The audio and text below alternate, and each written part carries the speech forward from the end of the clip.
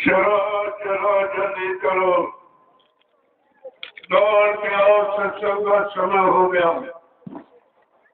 सब लोग सामने आके बैठो, एक एक सत्संग वचन गाओ, बड़ी सावधानी के साथ सुनो, क्योंकि सत्संग वचन ही तुम्हारे जीवन के सुधार का आधार है।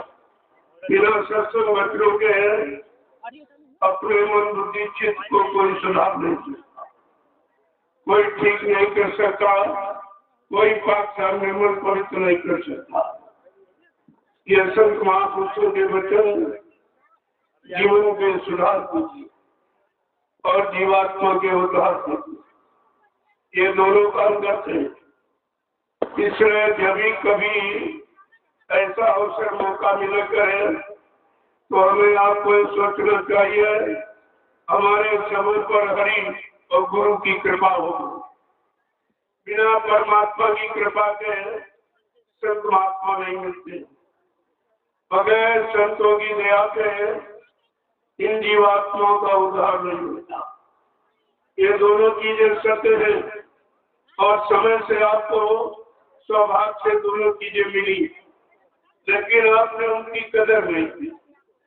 किसी पुण्य कर्म के कारण संत महापुरुषों के दर पे आप पहुंच गए, लेकिन आपने उनकी कदर नहीं की, उनको जाना माना पहचाना नहीं। ये कितना बड़ा धोखा। इस धोखे की पूर्ति आप रुपए पैसे धन सामान से, भौतिक वस्तुओं से इसकी उपमा नहीं है, इसकी अदली बदली नहीं होती।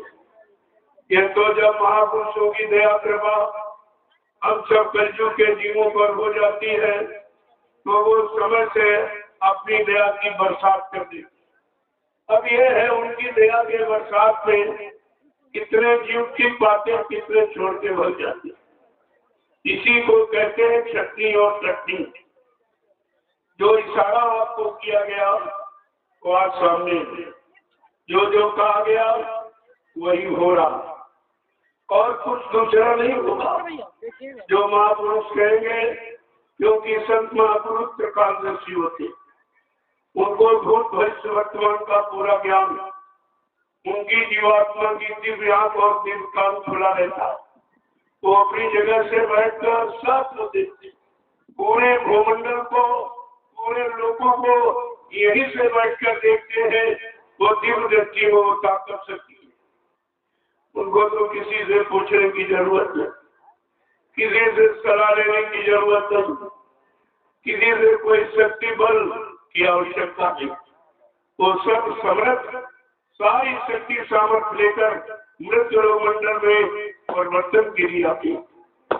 वो ऐसा वैसा एक काम नहीं है और सृष्टि में आज तक ऐसा परिवर्तन किसी ने किया नहीं।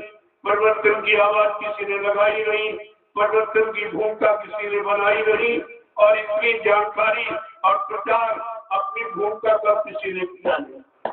ये सब चीज अद्भुती अनोखी और विलक्षण है। ऐसे विलक्षण महापुरुष को हमने आपने बिल्कुल नहीं पहचाना। उनकी शरण में गए, वचनों को सुना, लेकिन आपने पहचाना, क्योंकि इनसे पहचान नहीं होती। पहचान होती है जो अपना वो आधार नाम का देती। जब नाम की कमाई करके यानी जीव अपने जीवात्मा का दिव्य कान खोल लेगा तब वो पहचानेगा, क्योंकि मालिक की पहचान, सच्चे सदगुरु की पहचान इन चर्म चक्षुओं से नहीं होती। ये शरीर में जो दो आंख, दो कान, दो नाक आपको मिले हैं, ये संसार को देखने, संसार की सुनने के लिए आपको मिले, लेकिन वो जीवात्मा अंदर बैठी है, परमात्मा अपने लोक में बैठा है। जीवात्मा की दिव्य आंख खुलेगी तो ये जब परमात्मा के दरबार में पहुंचेगी तभी सच्चा साक्षात्कार, दर्शन और मिलन होता। इसके पहले केवल जानकारी दी जाती। संत महापुरुष जानकारी करके आपके अंदर एक प्रेरणा, एक जिज्ञासा, एक प्रेरणा, एक उत्साह पैदा कर देती है कि अपने मालिक से मिलने का, अपने घर जाने का। ये सब जानकारी आपको सत्संग के माध्यम से दे देते, लेकिन सुनकर कितने लोग समझ पाते हैं, कितने विश्वास करके अपने जीवन में उतार पाते हैं और कितने उसका वास्तविक लाभ प्राप्त कर पाते हैं, ये तो जीव के करने पर निर्भर है। इसलिए प्रेमियों, आज ये जो पुण्य पावन तिथि, हर्षोल्लास का मांगलिक सुअवसर जो हमें आपको आज मिला है, ये मालिक की सबसे बड़ी दया है हम सब कलयुग के जीवों के लिए। ऐसा सुंदर अवसर कभी नहीं है जो आप द्वापर सत्युग की दिवाली, सत्युग की होली मनाते हो और त्रेता की दिवाली मनाते हो, ये तो उससे बहुत आगे। वो तो केवल यही की खुशहाली, सांसारिक शारीरिक वस्तुओं, राजपाट धनोल, मन समन रफ्तार पाने की खुशहाली है जो कि नाशवान है, लेकिन ये दिव्य अलौकिक खुशहाली, दिव्य लोक में जीवात्मा सोचे अपनी खुशहाली का सच्चा आनंद सुख का अनुभव करे, ये तो पुण्यतिथि वो है। इसलिए जो मिली है ये मालिक की दया से। हम सब कलयुग के जीव उसके अधिकारी नहीं थे, इतने पाक साहब निर्मल पवित्र नहीं थे जो इस खुशहाली को प्राप्त कर सकते थे। यही उनकी कृपा दया मेहरबानी हम सब जीवों पर है, लेकिन फिर भी हम आप ऐसे मेहरबान को, ऐसे शुभचिंतक, ऐसे रहबर रहमा को हमने आपने समझ नहीं पाया, न पहचान पाया, न अपना बना पाया, न अपनी जीवात्मा का उद्धार कल्याण करा पाया। हमने आपने अपना आध्यात्मिक कितना बड़ा नुकसान किया और भी आपकी समझ में नहीं आ रहा। जानकारी वही अभी आपको दी है जो 10 जुलाई 1952 से 2012 मथुरा में आपको जानकारी दी। जब उस जानकारी को भूल गए तो एक बार फिर मालिक की मोट हो गई, इन जीवों के कान तक फिर से आवाज पहुंचा दी जाए, क्योंकि आप परिवर्तन एन कगार पर है, जिसकी आवाज लगाई गई थी, जिसकी भूमिका बताई गई थी और जिसके लिए तुम्हें जगाकर सही सच्चे रास्ते पर खड़ा किया गया। अब वो वक्त आ गया है, इसलिए वक्त से जागो, वक्त को पहचानो और वक्त से अपने वक्त का काम बना लो। यही तुम्हारी सबसे बड़ी बुद्धिमानी होगी। अगर अपनी बार भूल गए फिर अवसर आपके हाथ में नहीं। इसीलिए यह है परिवर्तन का वक्त, तब्दीली बदलाव का वक्त है। इसे समझना इतना आसान नहीं है। जब परिवर्तन की आवाज गुरुद्रोणाचार्य ने लगाई और भूमिका बताई तो भगवान कृष्ण आश्चर्य में पड़ गए। कहा, गुरुदेव जी ये क्या है, ये चक्रव्यूह क्या है? कहा, कृष्ण तुम गुरु की भूमिका को नहीं समझ सकते। कहा, वैसे बता दीजिए महाराज। कहा, ये इसमें तुम्हारी बुद्धि चकराएगी और सब चक्कर में पड़ जाएंगे। ऐसा ये चक्रव्यूह रचना है। ये है द्वापर के परिवर्तन की भूमिका थी। आज कलयुग के परिवर्तन की भूमिका है दूरदर्शी, जो किसी की समझ में अभी तक नहीं आया कि दूरदर्शी का मतलब क्या है। जबकि बाबा जी ने इस पर परिचय भी दिया कि दूरदर्शी का मतलब जो दूर तक देखता है, दूर तक सोचता है, दूर तक समझता है और सबके कष्ट मुसीबत को दूर करने की जिसके पास योजना भूमिका व्यवस्था है उसे दूरदर्शी कहते हैं। अभी तक किसी की समझ में नहीं आया ये शब्द कहां से आया, किस काम के लिए आया, कैसा काम करेगा। अभी तक मनोबुद्धि के बाबा जी ने कहा भी था, मेरी दूरदर्शी व्यवस्था को जानना ये मानव बुद्धि के परे। न मानव सोच सकता है, न मानव कर सकता है, न मानव विश्वास ही कर सकता है। वो असंभव को संभव करके दिखाने वाली मेरी ये भूमिका दूरदर्शी है। लेकिन लोगों ने क्या सोचा, अभी तक नहीं समझ पाया। जबकि पूरा परिचय दिया गया, जब मेरी दूरदर्शी व्यवस्था आएगी, माँ बहनों की रात बचाएगी, दूरदर्शी आएगी, धरा पर सतयुग आएगी, दूरदर्शी का ऐलान, स्वर्ग बनेगा हिंदुस्तान, दूरदर्शी का पैगाम हर बच्चे को देगी काम, दूरदर्शी आएगी, माँ बहनों की लाज बचाएगी, दूरदर्शी का संकेत समर बीघा देंगे खेत, दूरदर्शी का उद्देश्य विश्व गुरु हो भारत देश। ये हमारा हिंदुस्तान विश्व का गुरु बनेगा, विश्व का हुआ पहले भी था, अध्यात्म के लिए आज भी है।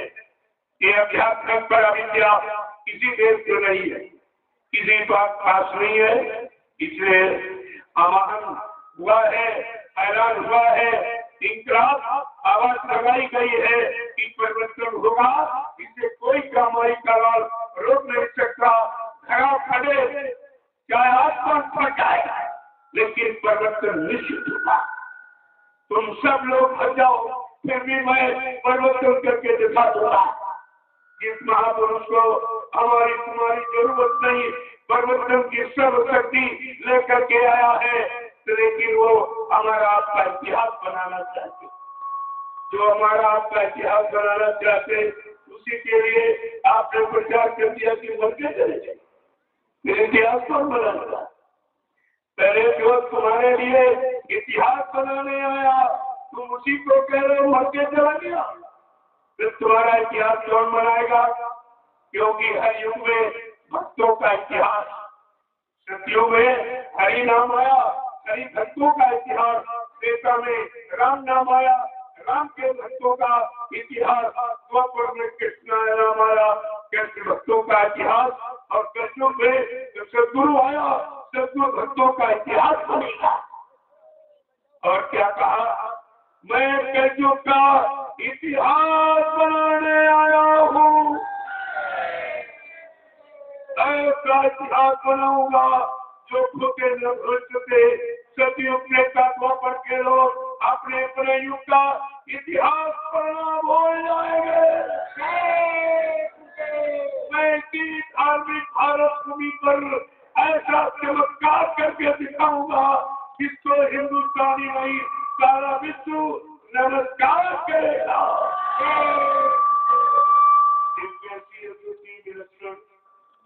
अनोखी आवाज, क्या इस पर आपका भौतिकवादी ज्ञान रखने वाला क्या मानो इस आध्यात्मिक व्यवस्था को सोच सकता, क्या पहचान सकता है, क्या विश्वास कर सकता है? अगर पहचान लेता, विश्वास कर लेता, तो आज भारत का नक्शा बदल गया होता। ये 2 दिन, ये मुसीबत का वक्त, ये तबाही के दिन आज देखने को आपको नहीं मिलते। अगर सब महापुरुषों के वचनों को लोगों ने मान लिया होता, और जब जब नहीं माने तब तब ये देश संकट में चला गया और लोग आपत्तियों में फंस गए, संघर्षों में, झगड़ों में, ये सब चले गए। और आज वही वक्त आपके सामने है, समय से पहले आवाज लगाई जा रही, लेकिन किसी की समझ नहीं। जब राम ने आवाज लगाई, क्या किसी क्षत्रिय ने उनका साथ दिया था? अगर क्षत्रियों ने साथ दिया होता तो क्षत्रियों का इतिहास होता, और कौन भाई और बनी भील और बंदरों का इतिहास नहीं होता। कौन भील बंदरों का इतिहास है, लेकिन क्षत्रियों का इतिहास नहीं, क्योंकि उन्होंने साथ नहीं दिया, आलोचना की थी, समझ नहीं पाई। और द्वापर में कृष्ण भगवान ने यदुवंशियों को कितना समझाया, अरे भाई मैं तुम्हारी जात बिरादरी में आया हूँ, जात बिरादरी के नाते मेरी बात मान लो। यदुवंशी क्या कहता, क्या क्या बोला, क्या चराने वाला माखन का तो तेरी बात मान लूंगा। इतने अपशब्द कटशब्द अमर्यादित शब्दों का प्रयोग करके कृष्ण को कितना बदलाव किया, कितना रुष्ट किया था। आखिरकार बेचारे मजबूर हो गए। उसी मजबूरी में 18 दिन की एक लीला, एक खेल, एक करिश्मा उन्होंने करके दिखाया, जिसको आप महाभारत कहते हो। और 56 करोड़ एक छक्के में चली गई। न मानने वाले समय की शक्ति को बदनाम करने वाले एक झटके में चले गए। आप इतिहास भूल गए हो। जिन लोगों ने समय के लगाए नाम को नहीं जाना, नहीं माना, नहीं पहचाना और नाम लेकर जो शक्ति आई उसको भी नहीं जाना, माना, पहचाना, वो सब धराशायी। आज हम सब कलियुग को बचाने के लिए परम संत सद्गुरु बाबा जी गुरुदेव जी महाराज ने गुरु नाम को जलाया और सिद्ध किया और कहा बच्चा इसी नाम से पर्वत होगा, इसी नाम से सतयुग आएगा और कोई झूठी आवाज लगाकर सतयुग को नहीं ला सकता। इसलिए आपको किसी की बातों पर ध्यान नहीं देना चाहिए। इस सतयुग कोई आदमी नहीं है जो आप पकड़ करके ले आए। सतयुग एक घूमता एक समय की व्यवस्था। सतयुग वाले हमारी आंखें शब्द देखने लगे, कान शब्द सुनने लगे, बारी शब्द बोलने लगे, पैरों से सकीले गए, चल के जाने लगे, हाथों से सत्य सेवा धर्म काम करने लगे, मन से सच्चा संकल्प विकल्प लेने लगे और बुद्धि से सच्चा निर्णय लेने लगे। प्रेमियों, इसको कहते हैं सतयुग। अभी तक सतयुग की परवाह करना नहीं, तो सतयुग को जाने देते। ये तो सब झूठी आवाज, सब नकल कर रहे हैं, लेकिन नकल तो असल कभी हो नहीं सकती। अगर सिद्ध नहीं कर पाए तो नकल तुम्हारी शकल बिगाड़ देगी। इसलिए कभी भी महापुरुषों के शब्द की भूमिका की नकल नहीं करना चाहिए, क्योंकि वो भूमिका दिव्य दृष्टि हो पुरुषों की, कोई चक्षुओं से देखने वालों की नहीं है। इसलिए हमें आपको उनकी भूमिका का इंतजार करना चाहिए। बन सके तो सहयोग करना चाहिए, लेकिन असहयोग करोगे, निंदा करोगे, बुराई करोगे, परिणाम बुरा होगा, सबका बुरा होगा। हिरण्यकश्यप ने समय के हरि नाम का विरोध किया, मतलब तरह तरह से हंसी मजाक उड़ाई, परिणाम क्या हुआ? मारा गया। इसी तरह त्रेता में ऋषि मुनियों ने राम नाम जगाया, लेकिन उस समय का विद्वान ब्राह्मण रावण 4 में 6 7 18 पुराणों का व्यापा था। इतना विद्वान भविष्य थे, लेकिन समय के ऋषियों मुनियों के द्वारा जगाए राम नाम की महिमा को नहीं समझ पाया और उसी ने श्रद्धा किया। उसी श्रद्धा में सोने की लंका खो बैठा। इतना भारी नुकसान करता था। जब गुरु ने कृष्ण नाम को जगाया और उसको लोगों को बताया गया, लोगों ने नाम की हंसी मजाक उड़ाई, कोई मानने को तैयार नहीं हुआ। जब कृष्ण ने ग्वाल वालों को, गोपिकाओं को खड़ा कर दिया, क्योंकि जो काम करने आई शक्ति वो किसी न किसी को अपना माध्यम बना देगी और काम करा देगी, और तुम सब देखते रह जाओगे। पहले भी लोग देखते रह गए, आज भी देखते रह जाओगे। परिवर्तन हो जाएगा। परिवर्तन कोई रोक नहीं सकता। ये किसी के पास परिवर्तन रोकने की शक्ति ताकत नहीं है।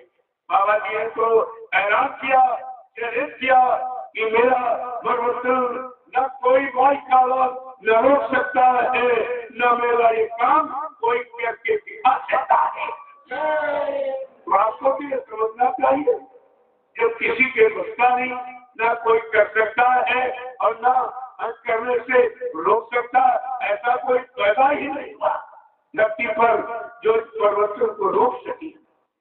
तो आपको इतना बड़ा चैलेंज, इतनी बड़ी सत्ता को समय से पहचान लेना चाहिए। पहचानने वाले बहुत कम होते हैं। इसीलिए कहा है, जो पढ़ता हो बोली वो पहचान नहीं, व्यर्थ बोली चलाने से क्या फायदा। बोली हमेशा अपना सही पक्ष देती। जैसे कौवा और कोयल एक जाल पर बैठे हो, आप इन आंखों से देखते रहो, मन से विचार करते रहो, बुद्धि से निर्णय लेते रहो, लेकिन पहचान नहीं सकते। पहचान कर करोगे जब वो बोली, आवाज और बोली से पहचान होगी। तो तुम्हें समझ में भी नहीं आया कि महापुरुष ने कैसी आवाज लगाई, कैसी बोली, कैसे बोल, बोल करके हमारे आपके कानों तक उस शब्द परिवर्तन की आवाज पहुंचाई, लेकिन हमने आपने उस आवाज को समझ नहीं पाया और भूल भर में हम आप चले गए। जबकि इशारा क्या क्या था कि स्वामी जी की वाणी है, कलयुग में सतयुग आएगा, और जग में जय गुरुदेव का झंडा लहर लहर लहराएगा। स्वामी जी की वाणी है, कलयुग में सतयुग आएगा, और जग में जय गुरुदेव का झंडा ये लहर लहर लहराएगा। भारत भूमि की रक्षा लज्जा है बचाई संतों ने, भारत भूमि की रक्षा लज्जा है बचाई संतों ने, और लोक और ईश्वर लोक बने ये युक्ति बताई संतों ने। होगा अखंड भारतीय फिर से, होगा अखंड भारतीय फिर से, तब विश्व गुरु कहलाएगा, और जग में जय गुरुदेव का झंडा ये लहर लहर लहराएगा। स्वामी जी की वाणी है, कलयुग में सतयुग आएगा, और जग में जय गुरुदेव का झंडा ये लहर लहर लहराएगा। आजाद भगत नेता सुभाष की कुर्बानी आज रुलाती है, माँ बहनों की यहाँ लाज लुट रही, क्या तुम्हें शर्म नहीं आती है। माँ बहनों की यहाँ लाज लुट रही, क्या तुम्हें शर्म नहीं आती है। स्वामी जी की वाणी है कि कलयुग में सतयुग आएगा। एक आवाज अनोखी आवाज आवाज की कलयुग सतयुग बड़ा आश्चर्य कर रहे थे। सारे भक्तों की बुद्धि चकरा रही है कि अभी कलयुग का प्रथम चरण है। सारे 5000 वर्ष निकल पाए कि बाबा जी ने झूठी आवाज कैसे लगा दी कि कलयुग में सतयुग आएगा। यही महापुरुषों का चमत्कार है, यही असंभव को संभव बनाने वाली उनकी भूख का व्यवस्था है। यही सच्चा चमत्कार है जिसको हिंदुस्तानी सारा विश्व नमस्कार करेगा। यही बात को समझ लेगी। इसीलिए धर्म लोगों में बना रहे, मानव का इंसानियत, प्रेम त्याग, मोहब्बत, सेवा दया, सदाचार, परमात्मा की यादगार बनी रहे। इसीलिए 4 में 6 7 18 पुराणों की रचना की। लेकिन आज उनकी गौरव गरिमा क्या रह गई है कि वेद शास्त्र की लगी दुकानें और धर्म बिगड़ा पैसों में। वेद शास्त्र की यहाँ लगी दुकानें और धर्म बिगड़ा पैसों में, और खून पसीने की कमाई और जाति भोग विलासों में। जय गुरुदेव आवाज लग रही, जय गुरुदेव आवाज लग रही, और सबको होश आ जाएगा, और जग में जय गुरुदेव का झंडा ये लहर लहराएगा। स्वामी जी की वाणी है, कलयुग में सतयुग आएगा, और जग में जय गुरुदेव का झंडा ये लहर लहर लहराएगा। जय गुरुदेव, जय गुरुदेव, जय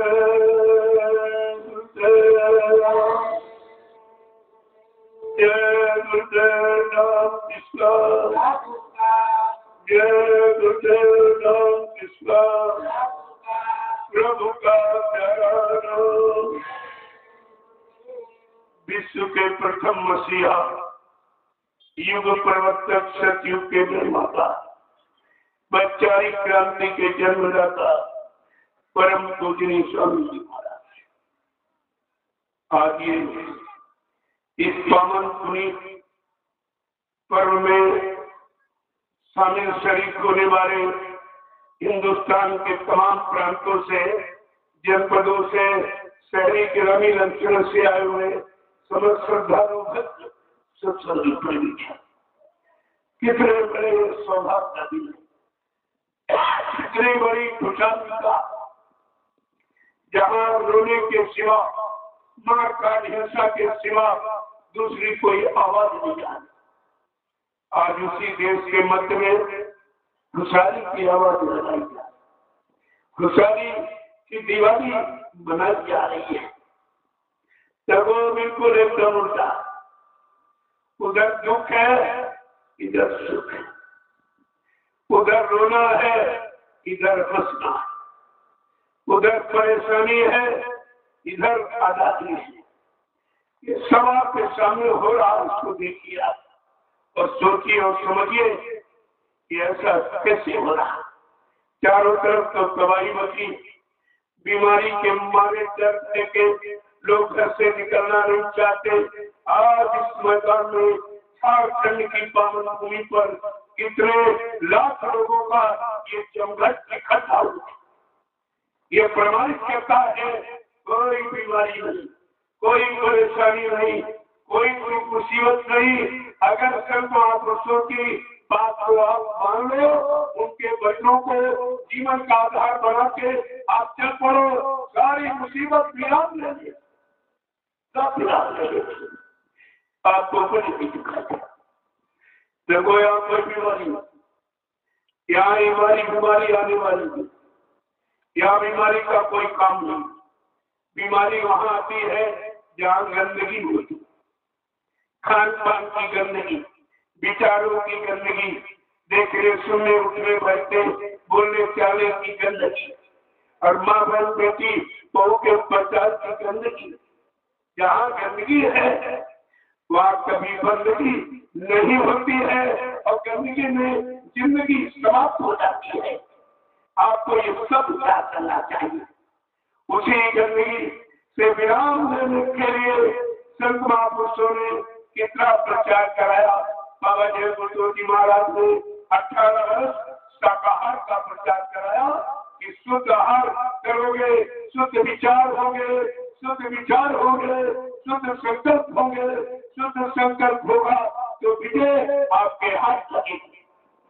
आपको कोई परास्त नहीं कर सकता, आप कहीं पर हानि नहीं उठाएगी, आपको कहीं पर मुसीबत संघर्ष का सामना नहीं करना पड़ेगा अगर आप सब महापुरुषों के बच्चों पर चल पड़े।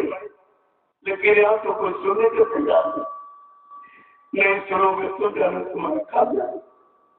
मैं तो अपनी फर्ज अदायगी करता था, जो मेरा फर्ज इस भारत भूमि के प्रति है।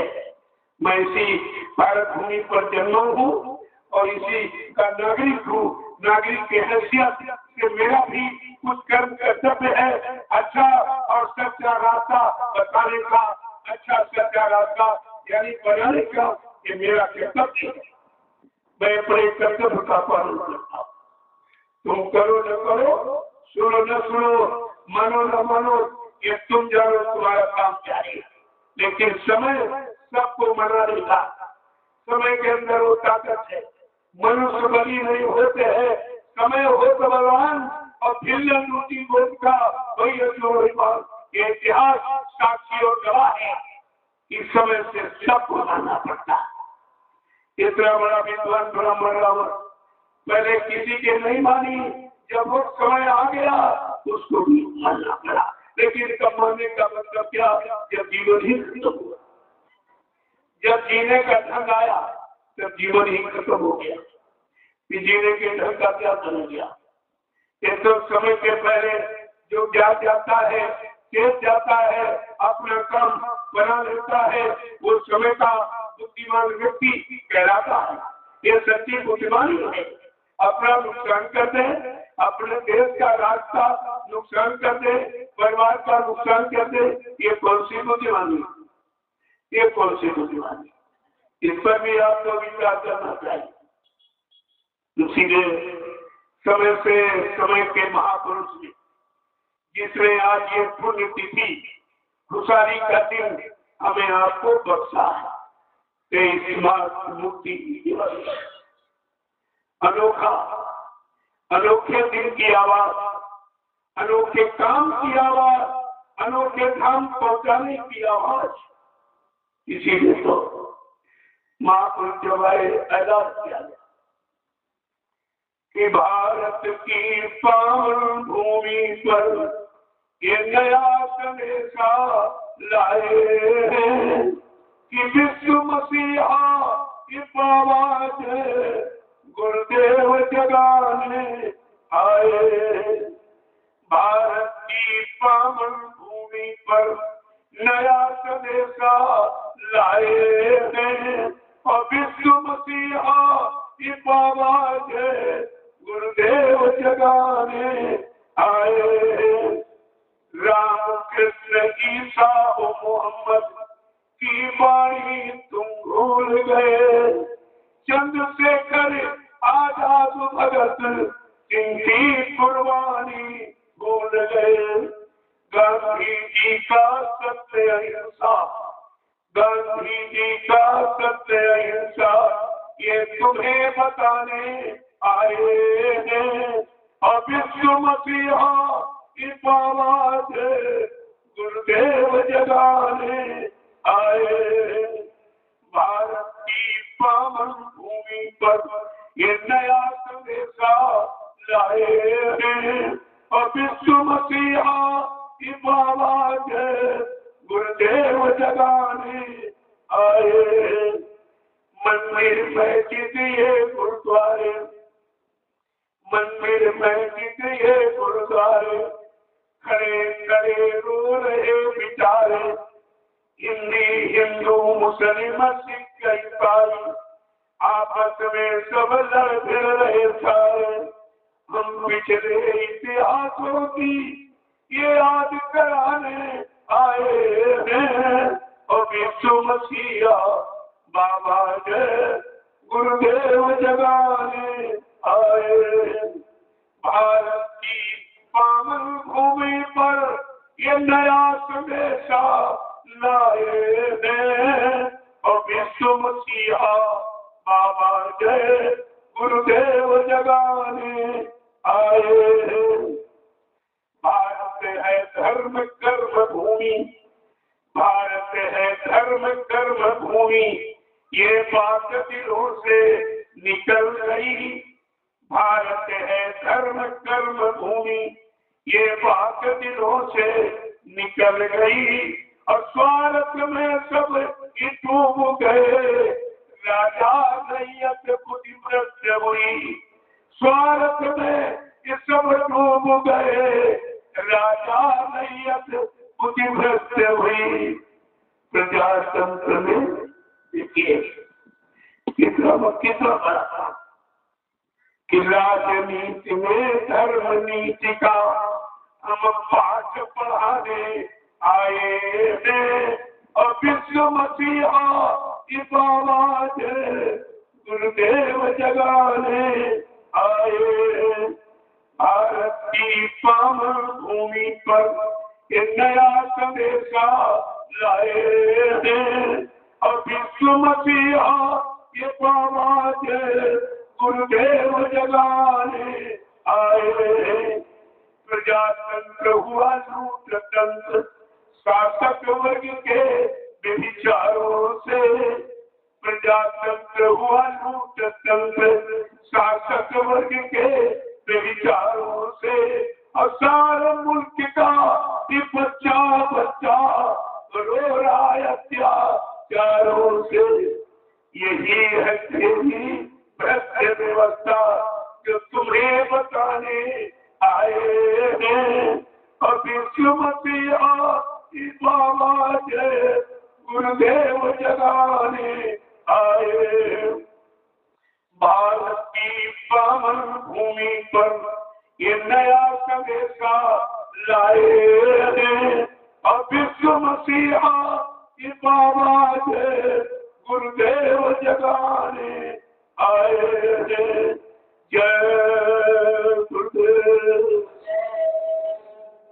प्रेमियों, इस धार्मिक धरा पर अनोखा दिव्य अलौकिक संदेश देने वाले समर्थ सकुरता का दयालु बाबा जय गुरुदेव जी महाराज ने जो विलक्षण परिवर्तन की आवाज लगाई, अनोखे नाम की महिमा बताई है, अनोखे धाम जाने की छुट्टी बताई है। यह सब पर मनुष्य जो सच्ची में आप किसी ने किया न कोई कर पाएगा, ऐसा संदेश लेकर आए। लेकिन ऐसे संदेश वाहक को किसी ने पहचान नहीं, जबकि अपनी पहचान सारे हिंदुस्तान में घूम घूम कर हिंदुस्तान का कोई प्रांत, कोई जिला, तहसील, ब्लॉक, शहर, कस्बा, गली, गांव पूछा छोड़ा नहीं, जहाँ पर आने वाले धाम की पहचान और जगाए नाम की पहचान और समझ से काम करने की पहचान न दी हो। लेकिन तीन में से आपकी समझ में एक भी बात नहीं, ये शक्ति की धाम से आई है कि काम के लिए आई है। कौन सा अनोखा नाम लेके आई है कि अगर तीनों बातें तुम्हारी समझ में आ गई होती तो आज हमारे देश का नक्शा बदला हुआ है। सब हंसते हुए नजर आते, कोई धोखा नजर नहीं आता, कोई मुसीबत आपत्ति में फंसा दिखाई नहीं देता, बीमारियों में, दुर्घटनाओं में, अकाल मौत में कोई जाने नहीं पाता। अगर आप समय के संकट को बाबा जय गुरुदेव जी महाराज के बच्चों को मान लिया होता, समझ लिया होता, विश्वास कर लिया होता, अपने जीवन में उतार कर अपना पारिवारिक जीवन, व्यवहारिक जीवन कुशल बना दिया होता। लेकिन आपने कुछ नहीं किया। वही ना करने का परिणाम है कि दर की ठोकरें खाए। अभी क्या आगे का समय बहुत खराब, जिसका वर्णन करना ये जवान की बस की बात नहीं, ये मानव बुद्धि के बस की बात नहीं है। इतना खराब समय सामने दिखाई दे रहा, जिसको दिखाई दे रहा वही बताएगा, वही आपको आगाह करेगा। जिसको नहीं दिखाई देगा वो कैसे बताएगा? मेरे समझ को दिखाई दे रहा, इतना खराब है, इतना नाजुक है, इससे बात करना बहुत मुश्किल है। इसीलिए खराब समझ से बचने के लिए आपको समझ से जगह के नाम दिया गया है। अगर यानी भक्त प्रहलाद रूप कैसे बना, इन गाड़ी मुसीबतों से कितना संघर्ष मार डाले की कितनी यानी योजनाएं बनाई गई, लेकिन प्रहलाद कैसे सुरक्षित रहा? समय के योगियों के द्वारा जगाए नाम का आधार सिर पता था। उसके गुरु ने ये नाम बताया कि हरि नाम का तो जाप कर, सुमरन कर, तेरा कोई पार मातर नहीं कर सकेगा। प्रेमियों, नाम की महिमा है। अगर तुमने प्रहलाद से बचने की व्यवस्था को समझ लिया होता तो आज अपने बचने की व्यवस्था को पहचान लिया होता और अपना बचाव करने के लिए आप तत्पर हो जाते, खड़े हो जाते। लेकिन आपने उस पर कोई विश्वास नहीं किया। ये जय गुरुदेव नाम प्रभु का, किसी आदमी इंसान का नाम नहीं, ये प्रभु का नाम। और सत्ता मृत्यु लोक से लेकर सतलोक तक प्रभु की। आज सत्ताधारी स्वयं आया है। क्या किसी ने काम नहीं कर पाया? किसी ने सुख शांति की व्यवस्था नहीं बना पाई? लोगों को सुख शांति नया सुरक्षा नहीं दे पाया? लोगों के अंदर परमात्मा के प्रति भाव भक्ति पैदा नहीं कर पाया? आखिरकार प्रभु क्यों आया, क्यों आना पड़ा? अगर आपने पिछले ऋषि मुनियों की बातों को समझ लिया होगा, पिछले अवतारी शक्तियों के सिद्धांत नीतियों को मान लिया होता और सत्यों में हजारों संत आए, गुरु आए, उनकी बात अगर मान ली होती तो आज सत्ताधारी प्रभु को मानव चौरे में आने की क्या जरूरत थी? जो आए और क्यों अनोखी आवाज लगा रहे हैं, जिस आवाज को कोई अभी पहचानने वाला नहीं। अगर पहचान लेता तो आप अपना काम बना दिए। अब तक आपके कल्याण की उद्धार की घड़ी शुरू हो गई होती, लेकिन हमने तो कुछ भी नहीं किया। इसीलिए सारी स्थिति बिगड़ गई। इतनी बिगड़ गई है अब किसी के समाज के दोष की बात नहीं। इसलिए प्रेमियों, ये खुशहाली का प्रत्येक दुख है। लोग दुखी हैं, रो रहे हैं, लेकिन खुशहाली की भूमिका का प्रत्यय किया जा रहा है कि सुख सदा रहता नहीं, कि सुख सदा रहता नहीं तो दुख का भी अंत है। ऐसा नहीं कि तुम नहीं जाएगा, लेकिन तुम जाने के उपाय कुछ जानता है। या तो सारे उपाय, सारी नीतियां, सारे सिद्धांत, सारे कानून और मुसीबत को पैदा करने वाले, कोई दुख को दूर करने वाले नहीं, मुसीबत आपत्ति झगड़ों से बचाने वाले नहीं, बल्कि उसी में फंसाने वाले हैं। इसलिए बाबा देव गुरुदेव महाराज ने अनोखी आवाज लगा दी, मुक्ति दिवस, तुम्हारी सब तरफ से मुक्ति, यानी सब तरफ से राहत और शांति मिलेगी और तुम्हें सुख का, आनंद का अनुभव कराया जाएगा, सुख शांति का माहौल बनाया जाएगा। सारा समाज और सारा देश सुख शांति का अनुभव करेगा। लेकिन तब जब सत महापुरुषों की भूमिका को समझ लोगे और अपने जीवन में उतारने लगोगे, ये सब तुम्हारे सामने होगा। अभी मैंने जो कुछ कहा है सब करके दिखाऊंगा। किसी के पर भरोसा नहीं, इनसे करवाऊंगा, उनसे कह नहीं, ये मैं खुद करके दिखाऊंगा। अगर मैं ये सब करके न दिखा दूं तो इस बाबा को बाबा मत कहना। ये कितनी बड़ी बात, आपको ये सब सोचना चाहिए। ये ऐसा दावा नहीं, ये झूठ वादा नहीं है, ये सत्य वादा। लेकिन सत्य वादा कब सत्य होगा? जब तुम्हारी शक्ति सत्य बुद्धि हो जाएगी, सत्य यथार्थ हो जाएगी, सत्य काम करने लगोगे, सत्य निर्णय लेने लगोगे, तब तुम्हारा ये सब तुम्हारी समझ में आ जाएगा कि हमारा सुधार, हमारा उद्धार कैसे होगा। इसलिए प्रेमियों, मैंने सुबह ही आपको बताया, काफी आपका सुबह समझ लिया, क्योंकि ये घड़ी अभी आ गई है, तैयारी चल रही है। उस तैयारी में कितने शामिल शरीक हो रहे, उसमें कितने पात्रता पात्र के शुद्ध साफ निर्मल पवित्र हो रहे हैं, जो इस प्रकाश को देख सके। दिवाली का मतलब प्रकाश है और प्रकाश का मतलब सत्य ज्ञान से, दोनों चीजें। ये प्रकाश से कितने ऊपर बात बताई है, मतलब ज्यादा प्रकाश।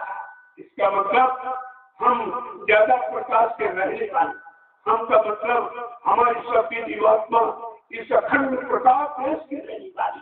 जहाँ प्रकाश ही प्रकाश, अंधकार का नाम और निशान नहीं, उस देश, उस मंडल मुकाम की हमारी आपकी जीवात्मा रहने वाली।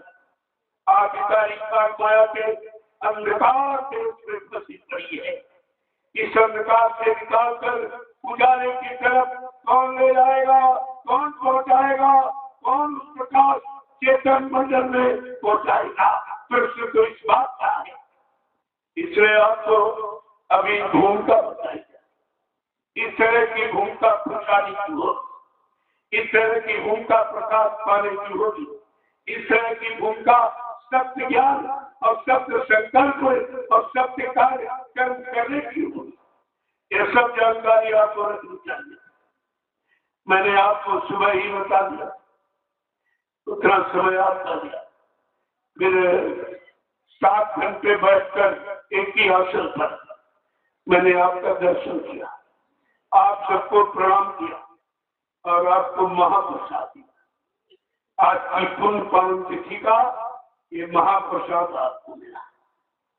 तब वो इतना काम नहीं, बड़े समय से पहले आया और ये जो तिथि का मुहूर्त मनाने का है उस मुहूर्त से ये ध्वज लगाया गया। धर्म ध्वजा, जब धर्म ध्वजा लहराएगी तब सुख शांति आएगी। नया सुरक्षा तभी पाओगे जब ऐसी धर्म ध्वजा के नीचे तुम खड़े होकर सत्य का अनुभव करो, सच्चाई का अनुभव करोगे। ये सब तुम्हारे लिए हो रहा। संत महापुरुष अपने लिए कुछ नहीं करते, उनका अपना कोई काम नहीं।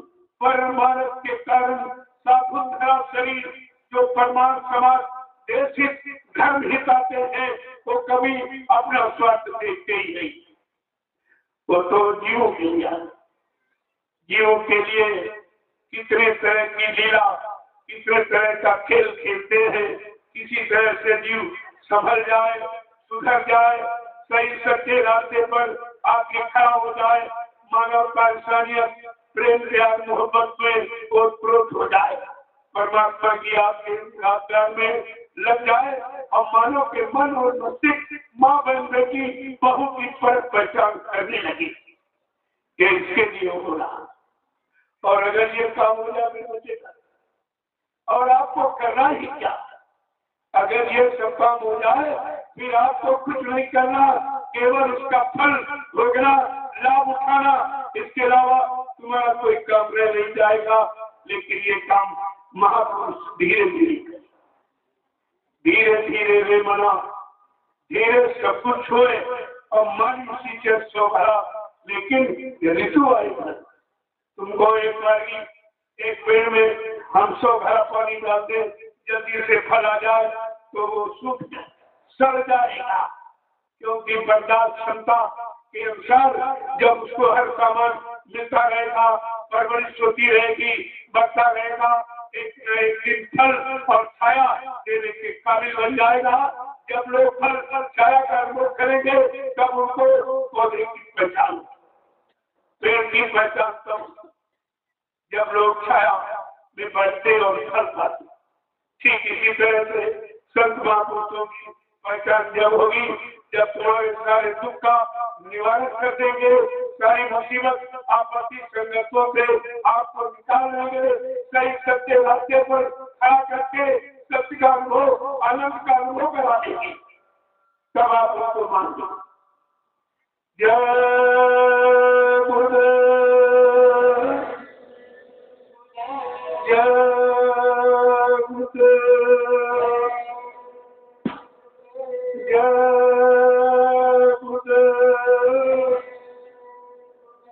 जय गुरुदेव नाम किसका, जय गुरुदेव नाम किसका, जय गुरुदेव नाम किसका, प्रभु का प्यारा नाम। अब आप लोग खड़े हो जाइए, खड़े हो जाओ आप लोग, जरा आपका दर्शन करूं, आपको सबको प्रणाम करूं। आज खुशी का दिन है, दिवाली। यहाँ तो लोगों का दिवाला निकल गया। दिवाली की खुशहाली न समझ में आई न किसी को मिल पाई, क्योंकि दिवाली का सच्चा अनुभव संत दिवाली करते हैं। सत्य लोग सदा दिवाली संत हरदम रहे त्योहार, वहाँ कभी दुख आता नहीं, वहाँ कभी संघर्ष होता नहीं, वहाँ कभी परेशानियां आती ही नहीं है। ऐसा वो दरबार है। लेकिन जिस दर पर बार बार आया जाए, यानी जहाँ खुशहाली मिलती है, आनंद मिलता है, प्रेम मिलता है, ऐसे दरबार में लोग बार बार आते हैं। उसी को कहते हैं सच्चा दरबार। सच्चे दरबार की भूल खाइए। जय गुरुदेव, जय गुरुदेव, जय गुरुदेव नाम किसका, जय गुरुदेव नाम किसका, प्रभु का प्यारा नाम। जय सदा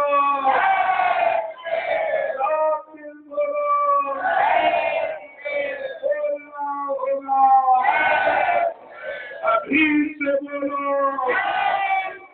सुख दर्द हरेंगे, सब कष्ट मिटेंगे, सुख शांति भी देंगे, सबके दाता,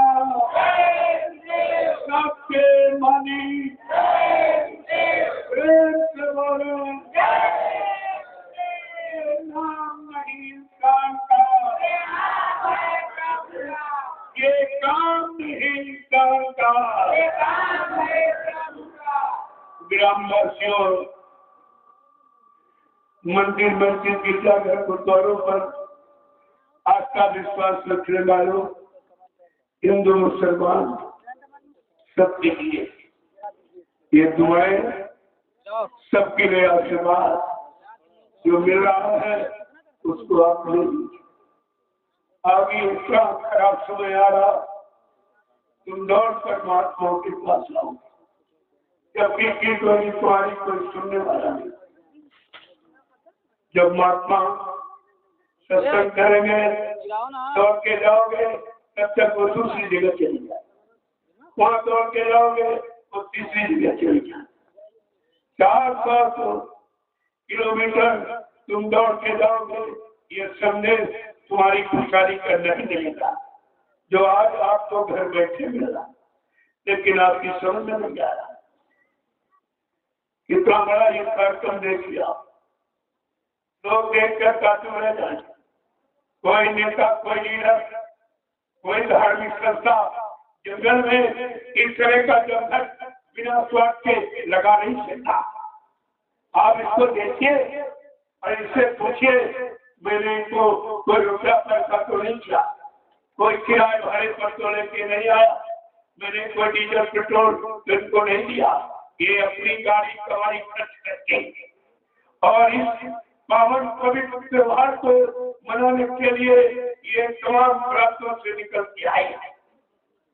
ये जिम्मेदारी किसकी है? देश के जिम्मेदारों की, जिन्होंने भारत की जनता से चंदा, नोट वोट, महंगाई टैक्स सब कुछ लिया है। आज तुमसे कोई पूछने आया कि जंगल में तुम क्यों पड़े हो, कोई रोटी दे रहा, पानी दे रहा, कोई तुम्हारी व्यवस्था कर रहा कि नहीं कर रहा? ये जिम्मेदारी किसकी है? जिम्मेदार, ये मेरी नहीं है। मैं तो अपनी जिम्मेदारी जब कोई नहीं निभा रहा तो मैं जिम्मेदारी निभाने के लिए निकला। लेकिन ये जिम्मेदारी, क्योंकि ये पहले इनकी प्रजा है, हमारा प्रेमी तो बाद में, पहले इनकी प्रजा है। यही प्रजा इनको वोट देती है, गति देती, कुर्सी देती है, इनको मान सम्मान अधिकार देती है, इनको सब तरह का सुख आनंद प्रदान करती है, अपना मुसीबत दुख में रहती है। लेकिन आज कोई आया रहा, जबकि मैंने परमिशन दिया। परमिशन का मतलब नहीं आप समझते हो, परमिशन का मतलब ये व्यवस्था सब इनकी मेरी नहीं।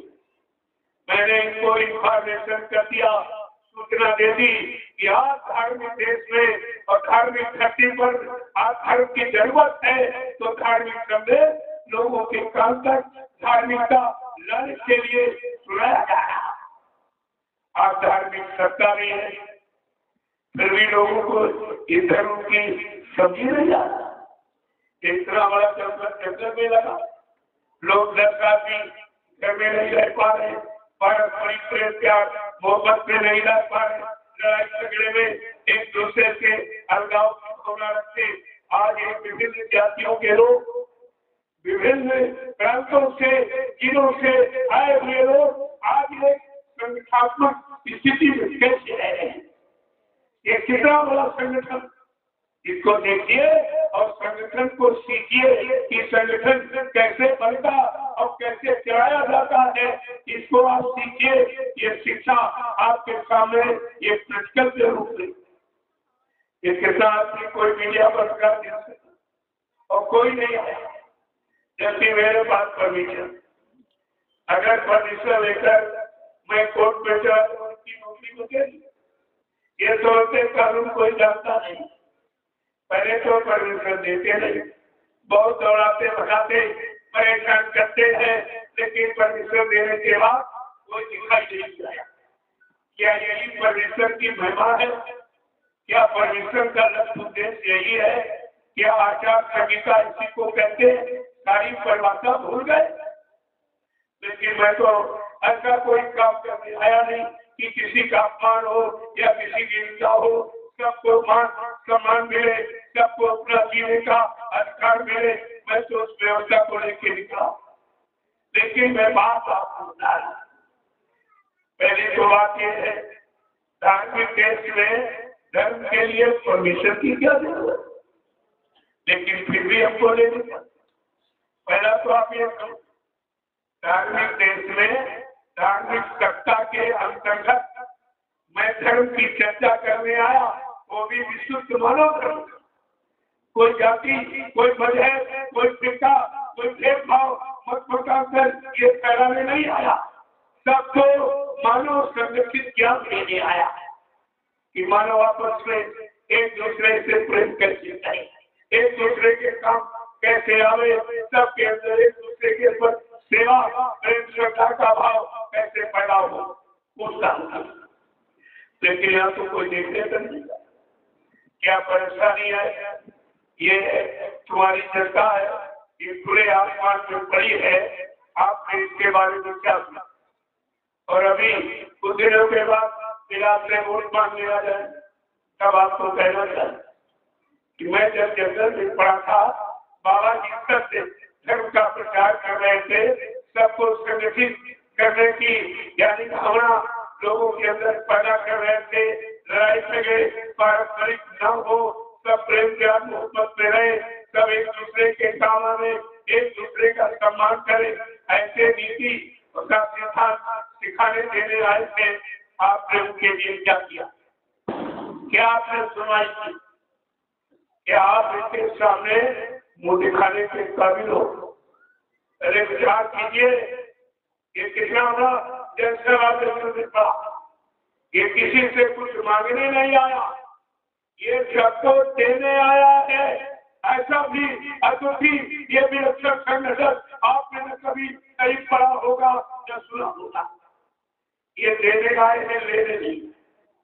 जब से मैं इस जमीन पर आया हूँ, बराबर ग्रामवासियों को प्रसाद दिया, बराबर प्रसाद। इसलिए इनकी बुद्धि ठीक हो, ये बेचारे धर्म में आ जाए, इनका मानव जीवन खराब न होने पावे, क्योंकि मानव जीवन एक बार अगर खराब हो गया दोबारा आपको नहीं मिलेगा। तो मैं बराबर उसी दिन से प्रसाद लूं और बदले में आपसे कुछ नहीं। तो आपको तो समझ लेना चाहिए, जो मेरे लिए आया, मेरे लिए हमदर्दी लेकर के आया, हम सबको दे रहा है, ले नहीं रहा, तो आप क्या पहचान नहीं पाए? अपने देने वाले को, अपने लाभ कराने वाले को, आपको सब तरह से सुख शांति प्रदान करने वाले को आपने अभी तक पहचान ही नहीं पाया। और मैंने एक विशाल नमूना आपके सामने जो निकाला, वो शाकाहारी सद्भावना में शांति शोभा से आता है। ये भी परिचय दे रहा था, इतना बड़ा परिचय आपको दिया, कितने गांव में भ्रमण किया गया, कितने क्विंटल प्रसाद इनको बांटा गया, और बदले में कोई किसी तरह। क्या आपको किसी ने कभी प्रसाद दिया है? क्या तुम्हारे घर आकर दरवाजे पर आवाज लगाकर किसी ने प्रसाद दिया है? ये भी आप नहीं समझ पाए, ये कैसा काम है, ये किसका काम है और किस लिए किया जा रहा है। इसलिए तो मानव बुद्धि रखकर आपको समझ लेना चाहिए था कि ऐसा तो हिंदुस्तान में कभी नहीं हुआ।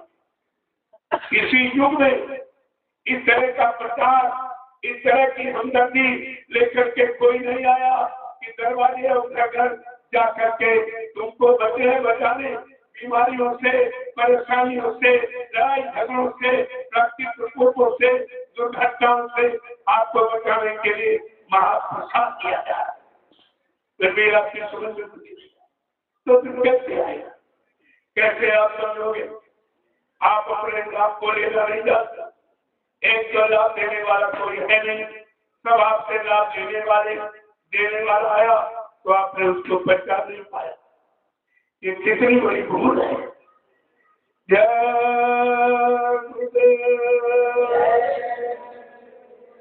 कितने ग्रामवासियों, तुम कितने बड़े भाग्यशाली, तुम्हारे घर के मेहमान अतिथि जिसमें कोई आने की तिथि नहीं बताई आप, और आप यहाँ जब तुम्हारे घर कोई मेहमान आता है तो आपका फर्ज क्या बना? बिस्तर देना, खाना देना, ये आपका फर्ज है। लेकिन एक ऐसे मेहमान आए, न बिस्तर मांग रहे, न खाना मांग रहे, बल्कि आपको खाना खिला रहे हैं। क्या ऐसा मेहमान कभी सुना देखा था आपने कि तुम्हारे लिए सब कुछ लेके आया और सब आपको मुफ्त में दे रहा, बदले में कोई इच्छा, कोई स्वार्थ नहीं रखा, फिर भी आपने अपने ऐसे अनोखे मेहमानों को पहचान लिया है? ये कितने बड़ी आपकी भूल है। ये कितने प्रांतों से आए, एक दूसरा देश आपका नेपाल, वहां से भी आए, वहां से बहुत लोग आएंगे। तो ये जब अपने आ जाएंगे तो आपके बारे में क्या किया? अरे भाई कैसे लोग मिले थे, इन्होंने क्या व्यवहार किया था, क्या सहयोग किया था? आपको सहयोग की भावना रखनी चाहिए। चलो नहीं सहयोग दे सकते तो लाभ ही ले लो। आप बिना सहयोग दिए ये लाभ आपको मिला। अगर आपकी बात सुन गए फिर आपको लाभ देने वाला, तुम्हारे दरवाजे आवाज लगाने वाला ये कोई नहीं आएगा। और आगे मुसीबत का पहाड़ खड़ा है जिसको आप लग नहीं सकते। जय गुरुदेव। अभी ग्रामवासियों को एक मौका और दूंगा। अंतिम दिन, आखिरी दिन इनको निमंत्रण दे दूंगा। क्या कभी आपने ऐसा सुना पड़ा है कि महात्मा का निमंत्रण देता है कि महात्मा निमंत्रण खाने जाता है और दान दक्षिणा रुपया पैसा धोती रोटी लंगोटी की कामना रख के जाता है? ये कैसा महात्मा आया जो आपको भोजन खिला रहा है, सब तरह से आपको सब कुछ दे रहा है? वो तो शारीरिक यानी भरण पोषण का सामान दे रहा, और सबसे बड़ा जो अलौकिक सामान जीवात्मा के उद्धार का वो भी आपको दे। ये सब काम आपके हो रहे। आखिर दिन ग्रामवासियों, मैं आपको एक मौका, अगर जाग जाओ तो अच्छी बात, नहीं कुदरत ऐसा मार लगाएगी फिर तुमको बचाने वाला कोई नहीं दिखाई, कोई दिखाई नहीं देगा। जय गुरुदेव। प्रेमियों, देखो मैंने आपका दर्शन 7 घंटे समय आपको दिया, 9 बजे से 3:30 लोडी दिया।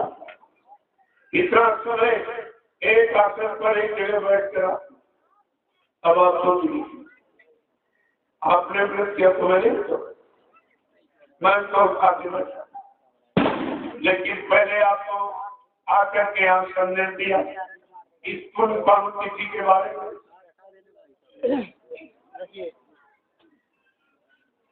तो इस पावन पुण्य तिथि के बारे में जानकारी देना है। कैसे उत्सव को मनाओगे? यही उत्सव, यही दिवाली कलयुग की हमारी आपकी होगी, जिसकी भूमिका मैंने आपके सामने मना करके दिखा, मना के दिखा दिया। अब प्रेमियों का भाव है कि थोड़ी देर आप दर्शन मत करा। चलो हमारा सौभाग्य है कि फिर से आपका दर्शन मिलेगा, फिर से आपको प्रणाम करने का अवसर मिलेगा। ये तो हमारा सौभाग्य है। इतने प्रेमियों का दर्शन कर रहा हूँ, इनको प्रणाम कर रहा हूँ, इनकी सेवा कर रहा हूँ बच्चों के द्वारा। ये तो मेरा सौभाग्य। इतने प्रेमियों, मैं अब थोड़ी देर की दर्शन को मैंने आपको कर लिया 7 घंटे के लिए। अब मैं कुछ इच्छा रहे प्रेमी, थोड़ी देर आप मंच पर आ जाओ, हम लोग अपनी श्रद्धा सेवा भाव पैदा कर रहे। अब मेरे को आपकी भावना मेरी स्वभावना केवल सेवा करनी, सेवा लेने की नहीं, सेवा करने की, सेवा लेने की, लाभ देने की। मैं अपने काम को नियंत्रण करता हूँ।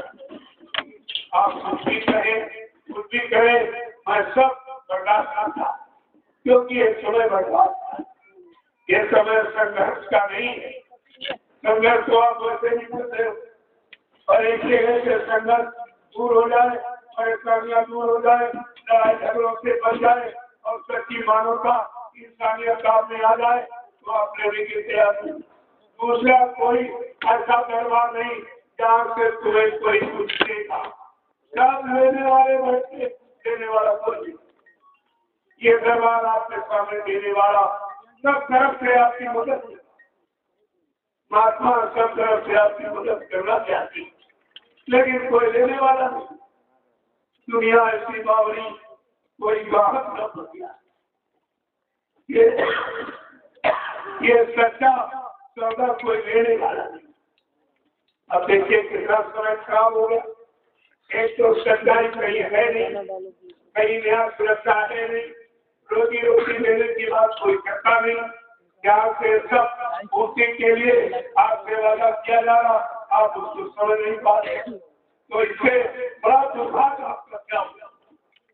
इसलिए मैं आपके दर्शन के लिए थोड़ी जिनकी कुछ इच्छा है, जिनका कुछ भाव है, तो चलो मैं किसी श्रद्धा पर तो नहीं मानता हूँ। मैं इसको अपने गुरु को समर्पित कि मैं तो इसका भी नहीं हूँ। तो उन्हीं की मेहमान क्या कराने, कैसे कराने, ये उनकी मौज मर्जी है।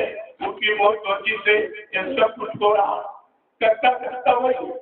मैं तो एक दिन बात आपके सामने खड़ा।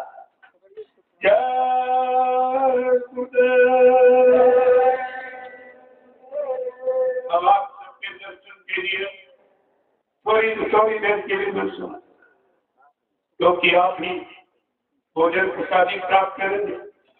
भंडारों में महाप्रसाद तैयार हो रहा है। सब लोग प्रेम से समय से भोजन को प्राप्त करेंगे। इसलिए मैं रात्रि का समय आपका खराब नहीं करूँ।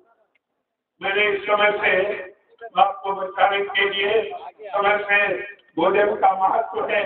आज प्रसाद का, महाप्रसाद का वो आप ले लें। इसलिए मैंने आपके दर्शन का समय पहले ही निर्धारित कर दिया और 7 घंटे बैठकर एक जगह पर आपका दर्शन किया, एक एक को प्रणाम किया और सबको महाप्रसाद दिया। देखिए कितनी बड़ी, ये कितने बड़ा लाभ। दर्शन का प्रसाद अलग और भंडारी का महाप्रसाद, ये दोनों चीजें आपको मिल रही और बिना पैसे। ये हिंदुस्तान में कोई पैसा देकर भी आपको ये लाभ नहीं दे सकता जो आपको मुफ्त में मिल रहा। फिर इससे बड़ा और कौन सा लाभ और कौन सी हमदर्दी हम आपके लिए रख सकेंगे।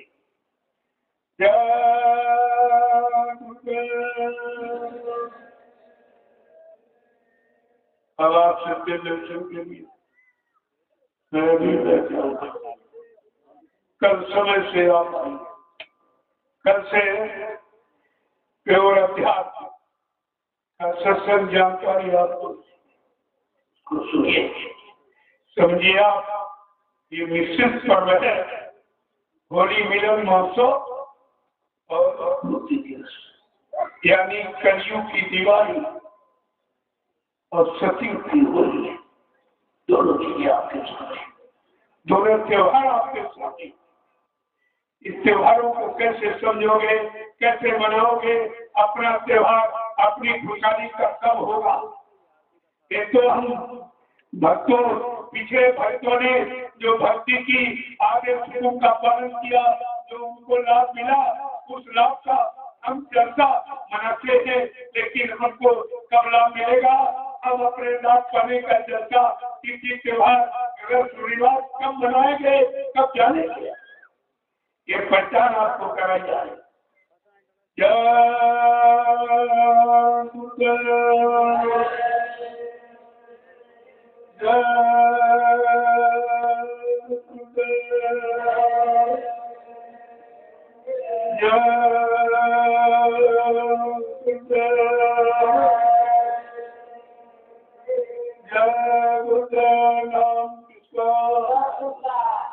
जय गुरुदेव नाम किसका, जय गुरुदेव नाम किसका, प्रभु का प्यारा नाम। 23 मार्च मुक्ति दिवस 2021, ये सब पूरे देश को ये जलसा देखने को मिला। ये सूचना सब जगह पहुंच रही कि आज दिवाली, ये संत मत की निराली दिवाली, ये संतों की निराली महिमा का ये चमत्कार, ये इसको लोग धीरे धीरे समझ पाएंगे। लेकिन सब आपके सामने कोई चीज करके दिखाई जाएगी, प्रत्यक्ष प्रटकरी रूप में आपके सामने आ जाएगी, तो आप जरूर समझ जाएंगे, जरूर समझ जाएंगे। तो मैं अभी थोड़ी देर के लिए इन लोगों की श्रद्धा है, जिन्होंने कहा, तो मैं तो आपके आदेश में हमेशा है, आपकी सेवा में निरंतर लगा रहूंगा। ये गुरु आदेश है, जिसको मैं सिरोधार करके मैं निकला हूँ और उसी का पालन कर रहा हूँ। और आपको भी गुरु आदेश पालन करने की बात बताता हूँ। मैं इधर उधर की कोई बात नहीं, कोई चंदा नोट पर, कोई मतलब यानी कोई मांग, कोई डिमांड, कोई सामान कुछ ये काम नहीं है। ये बिल्कुल निराला अलग थलग ये परमात्मा का सच आता हूँ। इसको आप समझिए। वैसे ये रवि सब फेंक रहे हैं, ये बच्चे सब पूरा प्रसारण कर रहे हैं, यहाँ से ये सीधा प्रसारण जा रहा, आप उसको नहीं देख पा रहे, लेकिन आपको आज सारा हिंदुस्तान देख रहा कि रात्रि में ये कैसा हुआ था। एक जंगल में ये मंगल, जंगल में नगर बस गया। ये किसकी महिमा है? कौन ऐसा काम कर सकता इस धरती पर, ये भूमंडल पर ये अनोखा काम करने वाला कौन है? ये सबको जानकारी हो जाएगी। जय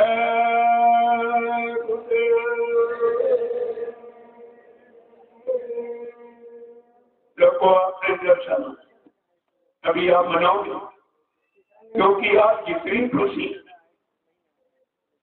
के आइटम आप पेश कर सको आपको पूरी छूट, क्योंकि इससे बड़ी हमारी आपके जीवन की कोई खुशहाली जो यहाँ की और वहाँ, ये दोनों तरफ की खुशहाली, इधर की उधर की, उसी खुशहाली का ये प्रमाण आपके सामने प्रस्तुत किया। तो आप इसी खुशहाली में जो भी कर सकते हो हमारी तरफ से कोई बंधन नहीं है। ये बंधन मुक्त करने वाली तो दिवाली है, इसलिए इसमें बंधन कैसे लगाया? आपकी श्रद्धा सेवा भाव पर कैसे ठोकर मारी जाए, जो भी आप करना चाहते हैं। जय